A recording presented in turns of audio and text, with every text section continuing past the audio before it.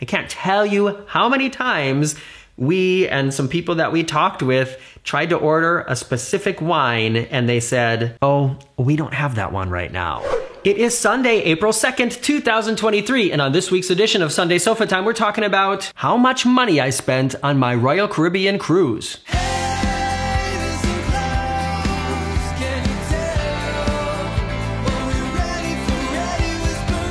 I am back here in front of the red sofa at home. It's the first time I've done this since we disembarked our record-breaking 12-night journey across the ocean on how much money I spent on the cruise, but we are going to go through my entire final guest statement today, break down the expenses. If you're watching this with somebody or even with yourself, come up with a number right now of how much you think that I spent, and then you can see if you're right at the end. One thing I have to tell you before we get into this video has to do with next week's Sunday Sofa Time. While I was on board the Symphony of the Seas, I got to meet some of you at a Sofa Time live event. It's the second time that I've had the opportunity to sit down with real people and talk, have a conversation. That video is going online next Sunday, and in that video, not only do you see Marcus, but he answers questions. And I know that a lot of people are interested in knowing, who is this Marcus? What does he look like? What is he like? So if you're really interested and you can't wait until next Sunday, you can sign in or sign up to patreon.com/veryunofficial, because the video is live there now and it will go online for everybody else next Sunday.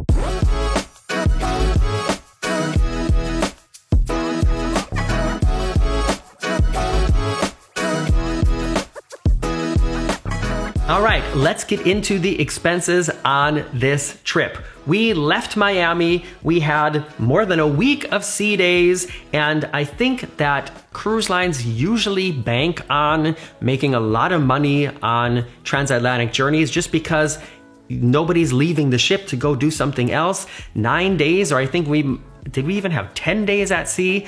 That's a lot of time to just be on the ship. And like I said, I have, well, like I would say a page and a quarter of charges here. And I'm not gonna go through and read all the charges, but I added them all up in different categories. And like I said, come up with a number in your head. How much do you think we spent? There's a couple things I can tell you as you're trying to sort of create this number, ways that we saved money in a way.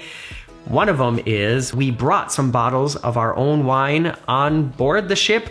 On Royal Caribbean, each passenger is allowed to bring one bottle of wine. I had a bottle of wine for me and Marcus in my backpack, and Marcus had a bottle of wine for him and me in his backpack, and nobody checked. So we started the cruise not only with the 4 bottles of wine that we brought, but 3 very generous people out there also sent us bottles of wine to the cabin.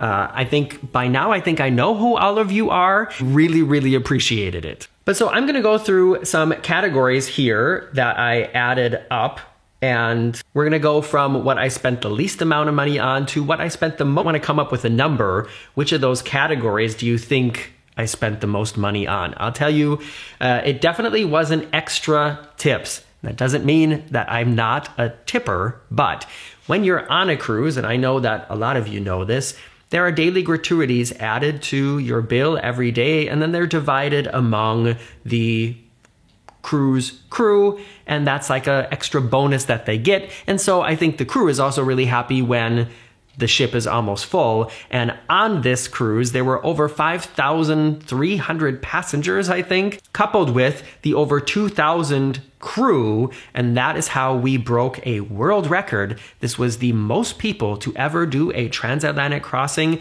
on a pleasure cruise. There have been more people on ship, not a Carnival cruise. It was Royal Caribbean, but you know what I mean. Not only that, whenever you buy basically anything on board, like a drink or an extra charge snack, or go to an upcharge or specialty restaurant, there is also an automatic gratuity added to that as well. So when I tell you how much I spent on extra tips, I don't want anybody thinking that I only spent $9 on tips. It's just Sometimes you have a special chat with somebody who brought you your beer or your glass of wine and you think, you know what? I'm gonna give them an extra tip. And I did that 9 times on this cruise, so $9 of my final total was extra tips. Call me out right now. Do you think that's not enough? Is that more than you usually do? I don't know. I figure that when there's already 18% gratuity added to it, isn't that also going to the server? It should be. All right, just as a reminder, the categories that we have left are casino, alcohol, specialty restaurants, and daily gratuities. So which one do you think is what I spent the next least on? The least I spent of the bill of the categories was extra tips. The next one is specialty restaurants. Even though we were on the ship for 12 nights, we still only went to one specialty restaurant. And it's not because the specialty restaurants on Royal Caribbean aren't fantastic. It's just because we don't go to specialty restaurants. We were almost completely happy with the food that we got in the main dining room. And we did go to the main dining room 3 times. Oh my gosh, what's wrong with us? And all of the other meals, except for our visit to Jamie's Italian restaurant, all of our other meals, we just ate in the buffet. We are totally happy with the buffet, and we had some pretty good food there too. But we did decide to go to Jamie's one afternoon for lunch, and that cost, I just round this up to $30. Let me look at what the actual cost was here. I think it was $25, and then with the automatic gratuity that's added to it, it was $29.49. All these prices are in US dollars, by the way. So I paid $29.49 and Marcus paid $29.49, but that's on his bill. Yes, we have separate bills. Don't judge. That's how our relationship works. Thumbs up if you go on cruises with your hubby or significant other or whatever you want to call this other person, and you still have separate bills. So the least amount of money we spent was on extra tips. Then came the specialty restaurant, and we only went to one, and we went for lunch. So also still pretty affordable. And just in case you don't know, usually the way these specialty restaurants work on cruise ships is you pay a one-time fee, and then technically you can order just a ton of stuff from the menu and nothing costs more after that. Although there are some that are a la carte where you don't pay just to sit down, and then you order from the menu and you pay what the prices are on the menu. That does exist too, but most of the time it's the other way around. Okay, the next thing that I spent money on this cruise is going to be a huge jump up in price, and that is the daily gratuities. Talked about this already in the video, but when you're on a cruise, almost always, unless you paid them in advance or unless you're on one of these like super luxury cruise lines where it's just all included, you will have a charge on your bill every day of a certain amount. And also, that amount can vary depending on what cabin category you're staying in as well. So the daily gratuities on this cruise were $16 per person per day, and that adds up to about $192. So that's already a pretty big chunk of money, and it's just something that you have to have in the back of your head when you book a cruise, that you're not only paying the price of the cruise that's listed on the website, but even if you spend zero money, if you buy no extra drinks, if you go to no specialty restaurants, if you don't book any excursions, if you don't do any of that, you are still going to have a bill at the end of the cruise because of the daily gratuities, unless you ask to have them removed, but don't do that. That leaves the casino and alcohol. So at this point in the video, have a little discussion. Where do you think I spent more money on this 12-night cruise where most of the days were sea days? You'll notice excursions doesn't show up on this list because we did not do any excursions. And another thing to mention is, and you'll see this in the videos that I've already posted from this journey and the ones that are coming up, there are so many things to do on these Oasis class ships. We're talking about surfing, flow rider, we're talking about the zip line, water slides, swimming, shows. All these things are included in the price of the cruise, so I didn't have to pay anything more for that. I just didn't want you thinking that we sat in the cabin the whole time when we're only working. We did have a lot of fun as well, but most of the fun that we had on board cost us nothing extra. And I'm going to tell you exactly how much I spent in the casino and on alcohol right after this commercial break. I'm Morgan from the Very Unofficial Travel Guides. I travel all around the world to popular and not so popular tourist destinations to give you a very honest, unofficial look at what it's like to be there. I also wrote a book called Getting Stitches on a Cruise Ship. So if you like to hear about things going right and horribly wrong while traveling, check out Getting Stitches on a Cruise Ship. These two amounts are actually very similar. One of them is $200 rounded, and the other one is $213. Can you guess? In the casino, I don't want to say I spent $200 because at the end I had, how much did I have? I think I had $50 or $60 left on my casino account from the cabin. I charged $200 to play with over these 12 days. And this is one really great thing about a transatlantic cruise, and I made a video about these things that you're going to like about a transatlantic cruise, and right now I'm thinking I actually might not have said this in that video. But if you are a gambler, if you love the casino, a transatlantic cruise is fantastic because the casino is open all the time. I also got to meet Chris Wong, who is a casino host on the Symphony of the Seas right now. He has a really great, really interesting YouTube channel. I am already on his channel, and he will be coming up on this channel as well. So make sure you go check out the video of that he made of the transatlantic journey, and make sure you're subscribed here if you want to see what he did on this channel. But yes, we enjoy going to the casino, especially as sort of a last hurrah at the end of the day. And I'm going to be honest with you, the casino on the Symphony was not very generous to us. We've had way more fun on casinos on other ships, that's for sure. And like I said, even though I took $200 out of the onboard account to play with in the casino, at the end I had $50 or $60 left that I just decided to put right back into my pocket. So the final amount, the $213, which adds up to a total of, the non-rounded sum is $643.65, and $213 of that are drinks. And I would be surprised if there aren't some people out there right now who are saying, Wait a second.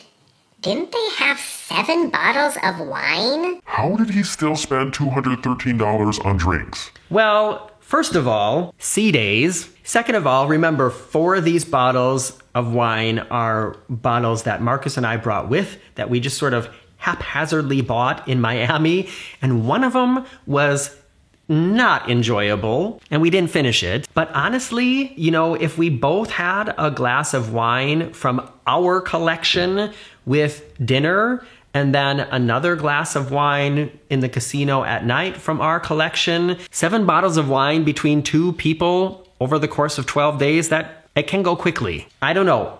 At least it does for us. I don't know if it does for you. And a lot of these extra charges here for drinks are like if I went to the pool in the afternoon and decided I wanted a nice cold beer. Sometimes you want a nice cold beer when you're sitting at the pool. What accent is that? I don't know. Should I do a German accent? Sometimes you would like a nice cold beer when you're sitting at the swimming pool. Or I can just say it in German. Manchmal will man ein eiskaltes Bier, wenn man am Schwimmbad sitzt. Ugh, the variety of things happening on Sofa Time today. I know that the price of alcohol and the debate of should we get the drinking package, should we not get the drinking package, that's something that people talk about and wonder about all the time before their cruise. I would say even if we didn't have these 7 bottles of wine that we brought with to the cabin on our own, we still would not have gotten to what the price of the drinking package was, which I think was like $56, or it was definitely over $50 per person per day. And Marcus and I are not shy when it comes to having an adult beverage, but how much? Or even if we hadn't brought in those 7 bottles of wine with, we still, the drinking package that was offered from Royal Caribbean still would not have been a good value for us. But just to give you an idea here, one beer, and the beer that I always was drinking on board was Red Stripe, which is a really great beer from Jamaica, and they come in tall cans, so it's a half a liter. That cost, with the added gratuity to it, $9.74. And I think one time I got a cocktail, where is it here? And with the added gratuity, it cost $18.49, and it was like this big. Drinking wine and beer on, at least on this cruise, was a much better value. And we did also try some of the wines that were offered in Vintages, which is the wine bar in Central Park. Glass of wine was anywhere between $9 and like $19. And one interesting thing, and I talked with some of you about this too, is a lot of the wines that they had on the menu, not only in Vintages, but also in the main dining room, they didn't actually have them. So the ship had just been in Miami, which is where a lot of the warehouses are, which is where a lot of the cruise lines, store all their stuff. But I think because the ship, after our journey, went straight into dry dock, they just decided to leave it and not restock a lot of things. Also, maybe just to keep the ship lighter for the transatlantic journey. I don't know, but I can't tell you how many times we and some people that we talked with tried to order a specific wine and they said, oh, we don't have that one right now. But yeah, so altogether, $643.65. So let me know now in the comments, is this more than you thought I had spent or less than you thought I had spent? If you were on this cruise, and I know so many of you were, did you spend more or did you spend less? I'm very curious to know. Please let me know in the comments below. Don't forget to give this video a thumbs up before you go. If you want to see the Sofa Time live recording, sign in or sign up to patreon.com/veryunofficial. Otherwise, that will be going online next Sunday. And speaking of next Sunday I fly to Paris and we'll be visiting Disney. Videos about Disneyland Paris already. If there's something really specific that you'd like to see or know, let me know about that in the comments below. And otherwise, the videos coming up in the next several weeks are all gonna have to do with Royal Caribbean and the Symphony of the Seas. So I hope to see you back here again soon. Bye-bye.